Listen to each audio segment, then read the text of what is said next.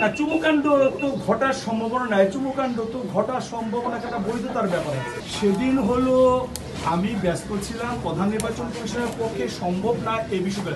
তখন আপনারা জানেন পরিচালক প্রযোজক সহ কেউ ঢুকতে পারেনি, একটা বিরূপ পরিস্থিতির মধ্যে কর্তৃপক্ষের অনুমতি নিয়ে আমাকে এই কাজটি করতে হয়েছে।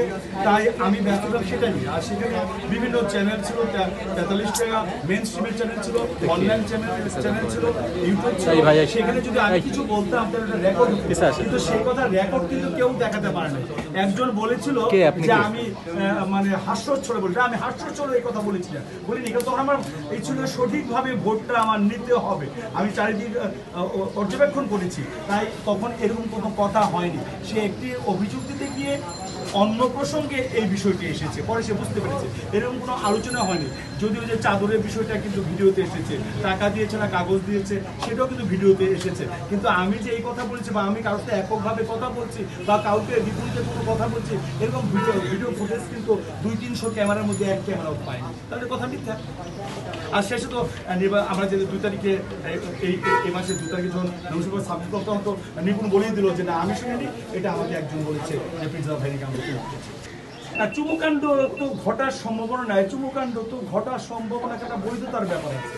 আমাদের বাংলাদেশ ইসলাম প্রধান দেশ, এখানে 90% মুসলমান ধর্ম, এবং চুমুটা হলো এখানে প্রকাশ্যে আবার বলবো তাহলে কি গোপনে দিবেন না ভাই, গোপনও দিবেন না, গোপনে দেওয়ার তো বউ আছে, ছেলে আছে, মেয়ে আছে, আর কয়েকদিন পর ছেলে বিয়ে করায় নাতি আছে, নাতনি যদি হয় তাহলে আমার জন্য ভালো, তাকে তো আমি বড় হলে বিয়েও করতে পারবো, নাতনি বিয়ে করা যায়, ছেলে বিয়েই করে নাই আর নাতনি কিভাবে।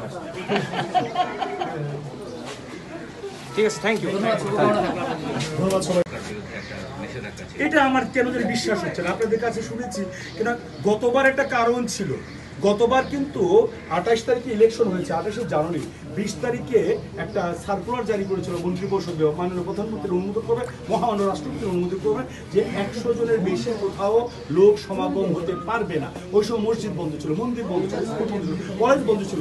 ওই সময় এই এফডিসি কর্তৃপক্ষ আমাদের অনুমতি দিয়েছিল ইলেকশন করার জন্য 100 জনের বেশি রাখবেন না স্যার, এবং এখানে শিল্পী ছাড়া মানে যারা ভোটার তারা ছাড়া আসতে পারে না। এর জন্য ওই সময় এই ব্যবস্থার কারণে তখন মাস্ক পরা আমাদের বাধ্যতা। এখন অনেকেরই মাস্ক নাই, কিন্তু তখন মাস্ক না পরে কিন্তু সাজা হতো, আপনারা জানেন এটা। হ্যাঁ, এখন তো মাস্ক অনেকের নেই, যদিও এখনো পরার নিয়ম আছে, কিন্তু বাধ্যবাধকতা নেই। তখন বাধ্যবাধকতা ছিল যে কেউ ঢুকতে পারবে না। তবে এবার সেটা করেছি কিনা, এবং চিঠি ইস্যু হয়েছে আমি শুনলাম, এটা হয়েছে বলে আমি যেহেতু পাইনি আমাদের কেমন লাগছে। তবে এবার কিন্তু অন্যদের আসার ব্যাপারে কোনো আপত্তি নেই, যেহেতু কোনো ওমিক্রন অথবা করোনার কোনো ভেরিয়েন্ট এখন নেই। নায়িকা হিসেবে নিপুণকে কেমন লাগে? নায়িকা হিসেবে আমার চেয়ে তো সরকার পছন্দ করে, কেন আপনারা জানেন যে জাতীয় চলচ্চিত্র পুরস্কার পেয়েছে সে 2 বার, এবং সেই পুরস্কার কিন্তু সরকার এককভাবে দেয়নি। সেখানে পরিচালক সমিতির একজন সদস্য ছিলেন, সেখানে অভিনেতাদের একজন সদস্য ছিলেন, ক্যামেরাম্যানদের একজন সদস্য ছিলেন, মেকআপম্যানদের একজন সদস্য ছিলেন, সবাই মিলে জুরিপুর তাকে কিন্তু 2 বার প্রধান চরিত্র তাকে নির্বাচিত করেছে। তাহলে তো অভিনেত্রী হিসেবে সে অনেক। এবারের নির্বাচন, গত নির্বাচনে তো অনেক কাদা ছোড়াছুড়ি হয়েছে, এবারের নির্বাচন কি মনে হয় এখন পর্যন্ত আপনার কতটা সুষ্ঠু? হ্যাঁ, এবারও কাদা ছোড়াছুড়ি হতো। আপনারা জানেন যে তালি দিতে হলে 2 হাতের সক্রিয় লাগে। আমি প্রথমে বলেছি আমি এই প্যানেলের সদস্য হব তখনই যখন আমরা কাদা ছোড়াছুড়ি করবো না, আমি কারোর বিরুদ্ধে বলবো না, ওই প্যানেলের বিরুদ্ধে বলবো না, আমার পক্ষে বলবো, আমি এই করবো ওই করবো, আমি এই পাবো ওই পাবো, কিন্তু সে খারাপটা বলা যাবে না। আপনারা দেখেছেন আমার প্যানেল থেকে কিন্তু এখন পর্যন্ত কাকে আক্রমণাত্মক ভাবে কোনো কিছু বলেনি। যদিও শিল্পী হেলেনা জাহাঙ্গীরকে নিয়ে আক্রমণাত্মক কথা বলেছে, কিন্তু হেলেনা আমার বিরুদ্ধে বলেছে, আমি কিন্তু একটি কথাও বলিনি, আমি বলবো না, এটা সত্য তো প্রকাশ পাবি। আমি হেলেনা জাহাঙ্গীরও বলেছি যে না, বলার দরকার নেই, আমরা স্বীকৃত, কারণ তো আমরা আবার এক হয়ে যাবো।